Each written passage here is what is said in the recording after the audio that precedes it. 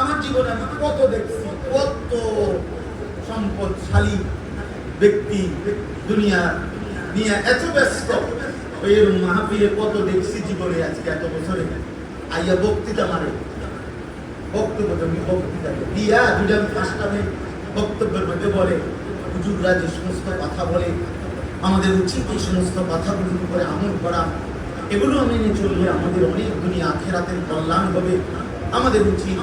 তো আচ্ছা ঠিক আছে, আপনারা মনোযোগ দিয়ে শুনেন, আমার একটু ব্যস্ততা আছে, আমি একটু যেতে হচ্ছে। আরে মাতব্বর রে, আপনার একটু ব্যস্ততা আছে, আপনাকে যেতে হচ্ছে, আপনি কি আর কোনোদিন কবরে যাইতেন না? না, আপনি মরতেন না, আপনার আখিরাত লাগবে না, আপনার আখিরাত লাগবে না। আমাদেরকে বোকা মনে করে সাধারণ মানুষ।